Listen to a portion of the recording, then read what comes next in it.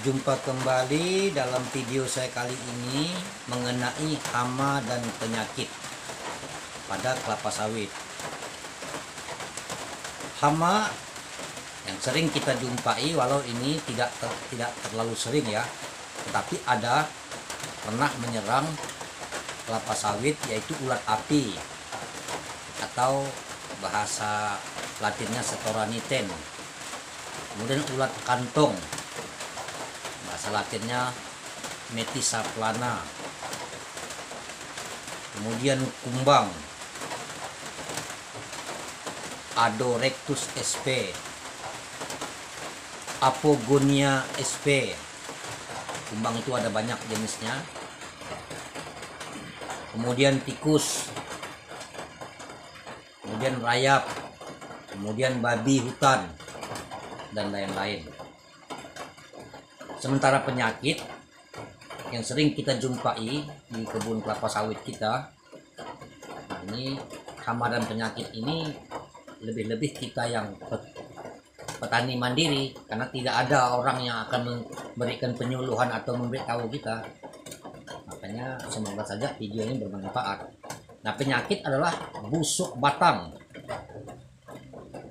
yaitu disebut Ganoderma. Itu penyebabnya cendawan Ganoderma, atau kalau bahasa kampungnya, bahasa kita hari-hari itu yang paling gampang, itu penyebab busuk batang ini, karena ini susah untuk dikendalikan, itu hanya bisa dibongkar saja, dan itu harus dibakar. Itu namanya kulat tungkap. Jadi kalau kita punya bahan kayu bangunan, terutama itu jenis meranti, apa saja kayu meranti, perhatikan, dia akan seperti benang atau seperti kapas, menjalar, dan lama-lama kalau kena hujan panas, pagi banyak musim hujannya, itu akan muncul lembaran jamurnya itu namanya ulat tungkap. Dan ulat tungkap ini atau Ganoderma ini yang menyebabkan busuk batang ini, apabila kita mencangkul atau kita berinjak atau kita memotong, lalu parang cangkul kita atau bekas kita menginjak tadi, kita menginjak ke tempat lain sehingga terkena kepada tanaman sawit yang lain, atau daun sawit yang terserang, yang itu dia menyentuh tanaman lain, otomatis dia akan terserang tanaman yang tersentuh tadi, karena ini spora. Jadi dia namanya, bahasa kitanya gampangnya itu menungkap, nah, berpindah dia karena spora. Oleh karenanya dia harus dikendalikan, dan yang paling gampang adalah dia dibongkar lalu dibakar, diisolasi, dibuat lingkaran, dibongkar lalu dibakar. Kemudian busuk tandan, ini penyebabnya adalah jamur Marasmius. Dan busuk pucuk atau Spira rot. Nah, ini sering kita jumpai busuk tajuk ini. Nah, busuk tajuk ini penyebabnya sampai saat ini belum diketahui. Ada indikasi penyebabnya karena kekurangan unsur boron. Nah, dia daun itu membusuk. Kalau dia sudah daun yang pucuk tadi kena busuk, itu dia sudah menjadi mahkota, mekar, helai-helai daunnya muncul. Nah, nanti pelepahnya itu melengkung biasanya. Nah, lalu ada bagian yang terserang tadi, dia busuk, hilang, lembar daun, helai daun itu hilang.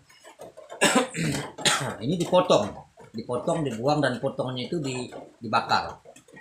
Saya seminggu yang lalu mencoba membakarnya. Jadi mana sawit yang terserang, terutama bagian pucuknya tadi sama yang pelepah sawit yang terserang, itu saya bakar dengan api lalang yang sudah kering. Tapi seperti apa hasilnya, semoga saja juga akan menjadi salah satu solusi. Nanti saya akan videokan, saya akan bagikan kalau memang itu berhasil.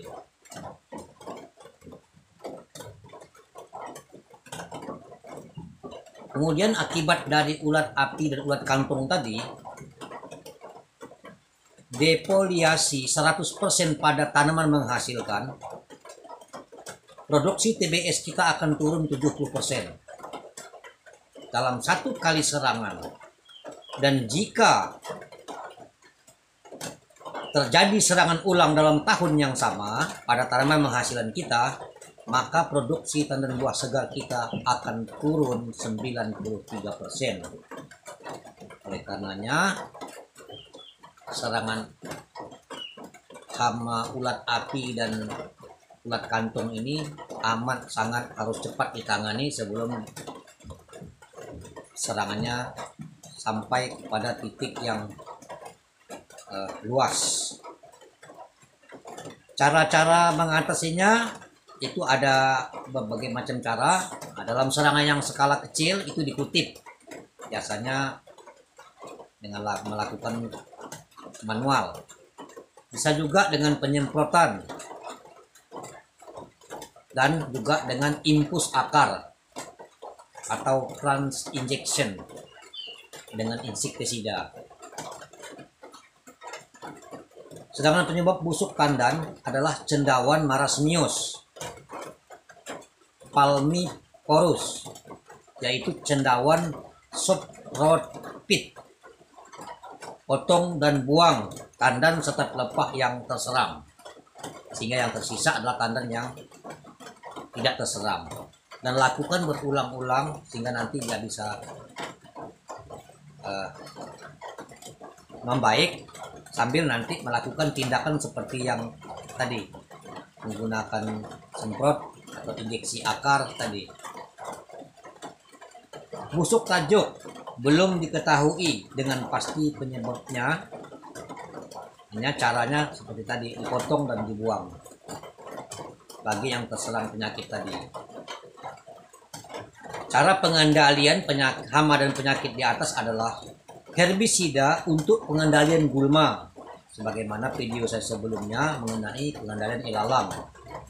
Herbisida terbagi dua, ada yang kontak, dan ini kontak ini biasanya digunakan untuk yang berdaun lebar, jadi seperti gramuxon dan sebagainya.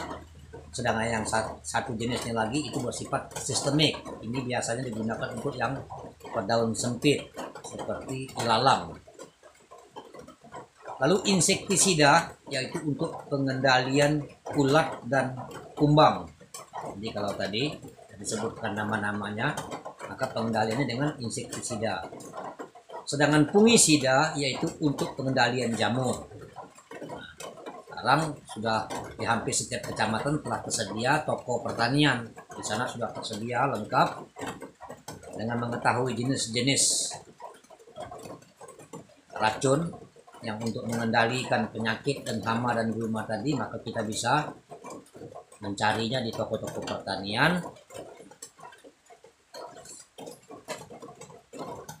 sehingga kebun kita bisa tumbuh dan berkembang dan menghasilkan produksi yang baik. Semoga bermanfaat. Sampai jumpa video saya berikutnya.